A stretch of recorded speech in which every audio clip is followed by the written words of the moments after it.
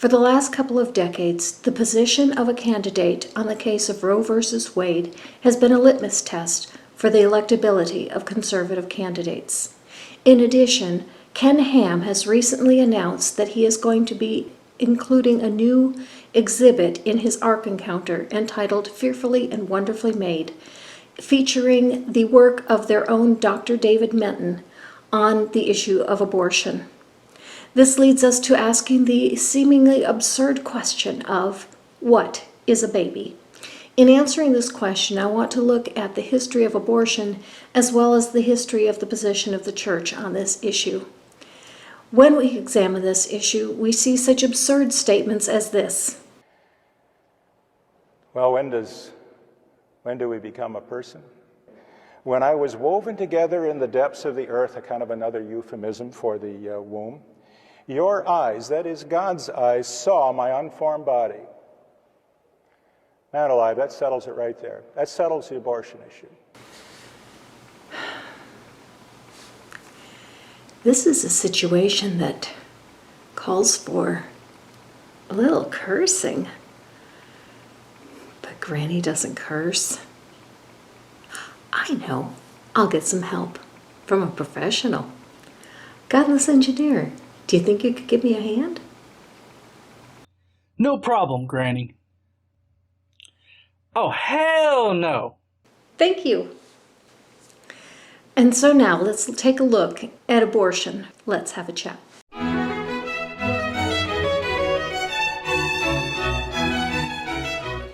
In making this video, my primary source of material is the book When Abortion Was a Crime by Leslie Reagan. Leslie Reagan is a professor of women's studies and history at the University of Illinois. A link to the copy of the book is in the description of this video. I will also be drawing partially on my own background. I have a degree in mass communication as well as a JD from Baylor University School of Law. One of the most fascinating things I discovered in making this video was that prior to 1875, humans didn't know where babies came from. Godless engineer? What the fuck? A little bit too strong. Can you soften it a bit? What the fudge? Thank you. Yeah. Prior to that time, pregnancy was thought to begin at quickening. Quickening is when a woman feels the baby move within her, and it usually occurs at about 20 to 26 weeks of pregnancy. And prior to that period, women had no clue that they were pregnant. If their periods had stopped at that time, people just thought that that was a problem with menstruation. It was not realized that pregnancy began before quickening, nor was it realized how pregnancy began. And so it was around this time period that we start seeing laws develop in this regard because of the scientific advancements. Prior to the knowledge of where babies came from, abortion was practiced. It was practiced mostly through the use of medicines or drugs, which caused the contents of the uterus to be expelled. But this was not seen as an abortion, nor was it called abortion, because this was seen as restoring menses or correcting a problem with the menstrual cycle. Even back as far as biblical times, we see records of women using such medications to restore menses. And the Bible itself describes a process for determining whether a woman has been unfaithful to her husband by prescribing that a priest use one of these methods. The first law with regards to medications used for abortion came in the 1820s to 1830s, even before it was known how pregnancy began. But these laws were not aimed at ending abortion or having anything to do with pregnancy. These were poison control laws. Some of the products on the market that were used for restoring menses were found to be detrimental and even hazardous to a woman's health, some even causing death. And so laws were passed to regulate the trade of these poisons. But the mixing of your own home remedies, use of herbs in the home, there was no regulation of these at all. The first regulation of abortion came with state laws that were passed between the 1860s and the 1880s, and the first federal law was the Comstock Law, which was passed in 1873. One of the primary differences in these laws was that it began to get rid of the idea of quickening being the beginning of pregnancy. These laws made it legal for abortion to be performed by a physician for therapeutic purposes. One event that had a profound effect on the regulation of abortion was the formation of the American Medical Association, the AMA, in 1857. They pushed for abortion laws to be passed. The primary purpose was to limit the practice of medicine to physicians that had attended AMA-approved schools. They were specifically trying to get rid of women and midwives with these laws. The laws that were passed at this time made it legal to perform an abortion as long as it was done by a physician for therapeutic purposes. However, therapeutic purposes were not defined, and this was left entirely up to the physician. Abortion at this time was widely practiced, but it was something that was to be private, secret, and discreet. And as long as it fell within these purviews, it was considered generally socially acceptable. A major change occurred in 1888. This was the age of yellow journalism. There was a time of great competition between Pulitzer and Hearst to sell the most newspapers. And as a result, there were huge exposés that they used outlandish headlines to try to grab the attention of most readers, much like some YouTubers do, including myself, trying to catch as much attention as possible with catchy titles and thumbnails. This was done in the newspapers to try to get the most readers. There were some good things that came out of the age of yellow journalism. There were some exposés that really focused on some of the ills of society. But there were other exposés that went way overboard. They reported things that were untrue, and they caused more harm than good. The exposé that dealt with abortion appeared in the Chicago Times. It began on December 12, 1888, and ran through Christmas. This exposé published the names of women, physicians, and midwives, bringing out into the public information that was supposed to be secret and private. It caused a great deal of embarrassment for the women who were patients, but it also caused embarrassment for the physicians who were trying to establish a practice and were now being exposed as being doing something that was morally and socially wrong. This was where the idea first was brought forth that abortion killed a living human being. In Paris, it had been reported that there were women that were unmarried and were going into the city, giving birth, killing their babies, then returning to the countryside without their babies so that they could live without the stigma of being unwed mothers. The writers of the Chicago Times article picked up on that and wanted to capture the same idea, and so they ran the abortion series under the headline Infanticide. They accompanied it with drawings of cute toddlers and put into the minds of the public a connection between abortion and killing small children.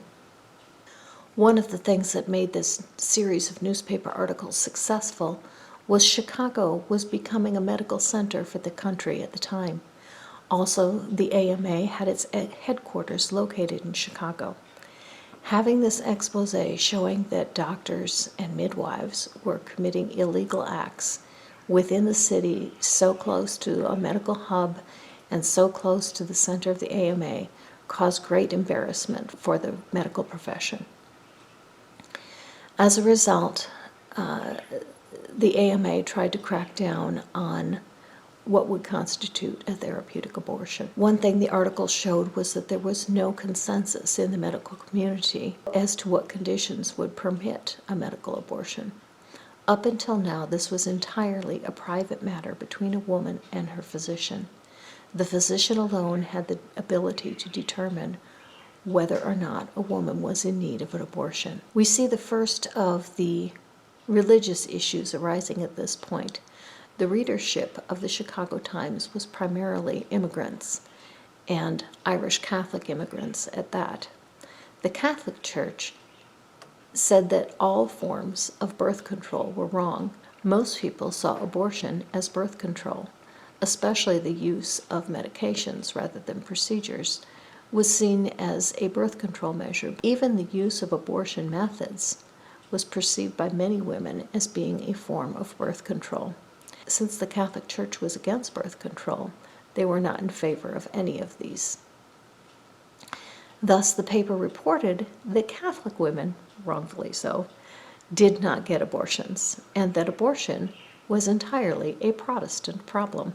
To counter the effects of this article, there was a doctor who wrote in an anonymous letter to the Chicago Times, bringing another side to the issue. This doctor told the story of a woman that came to his office and pleaded for an abortion. She was unwed.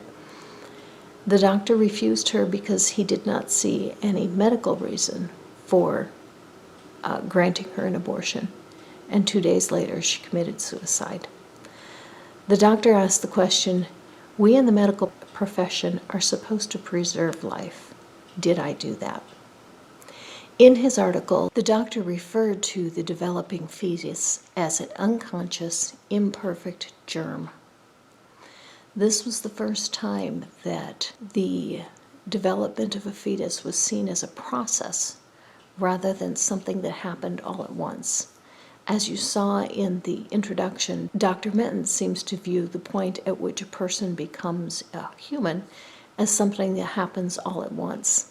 This doctor gave us a different perspective, that a fetus is something that develops over time. At the turn of the century, there were several conditions that warranted a therapeutic abortion. Some of these included the patient contracting rubella, German measles, tuberculosis, or having a contracted pelvis. A contracted pelvis was a particular problem because the only remedy was to do a cesarean section. And at that time, cesarean sections were frequently fatal. The Journal of American Medicine, JAMA, was of the position that it was okay to do a therapeutic abortion on a woman with a contracted pelvis, but only if she didn't know that she had a contracted pelvis at the time that she became pregnant. This attitude of punishing a woman for having sex when she knew that becoming pregnant would be a problem for her became pervasive, and we still see it in society today. The idea that a woman should be punished by being pregnant and having a child is repugnant. Can you believe this shit? Another reason that was acceptable for having an abortion was pernicious or excessive vomiting. This was a significant issue because women could become dehydrated, and this condition could often be fatal. There was a doctor that came up with a cure for pernicious vomiting in 1925, but until then, this was a significant cause of maternal mortality.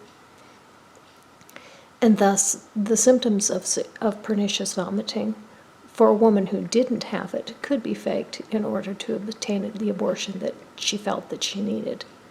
This led to a certain level of distrust between the medical community and women, and unfortunately, it led to less confidence between doctors and their patients. Enforcement of abortion laws between 1880 and 1945 was sporadic and generally coincided with activism. When the laws were enforced, it was usually only when a mother died. The law enforcement system insisted that doctors and coroners assist them by taking dying declarations of women in order to find out who had performed the abortion. This was the most invasive and punishing part for women. Frequently, if they went to a hospital following a botched abortion, they were refused medical service unless they first identified who it was that performed the abortion.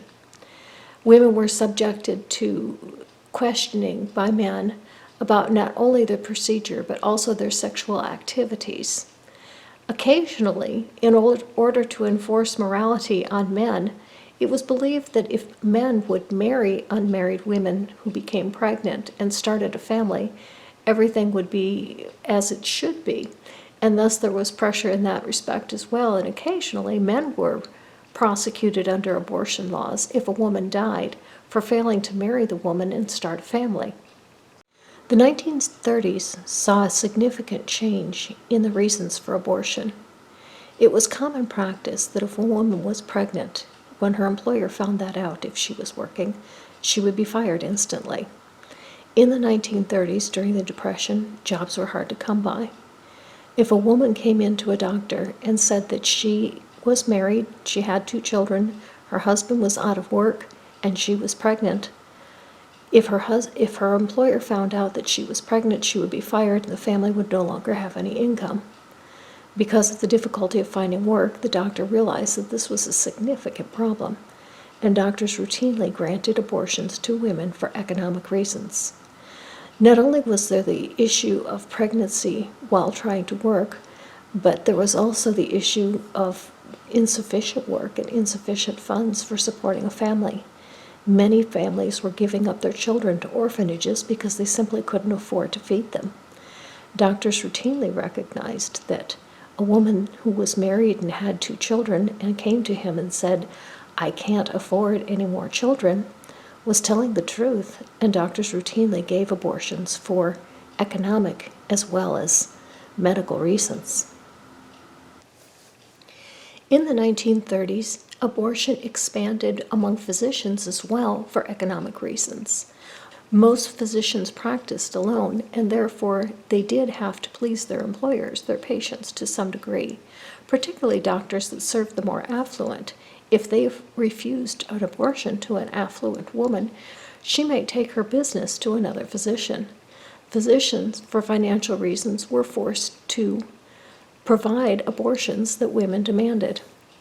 During the 1930s, as abortion was expanding for economic reasons for women, it was expanding for economic reasons for physicians as well, and abortion actually became a specialty of some physicians. Abortion clinics came to be. People passed out cards, and thus we see that even though abortion was illegal, it was widely accepted and practiced openly. As you see, I've only gotten to the 1930s, so this is the end of part 1, and I will continue next week with part 2. Shout out contest.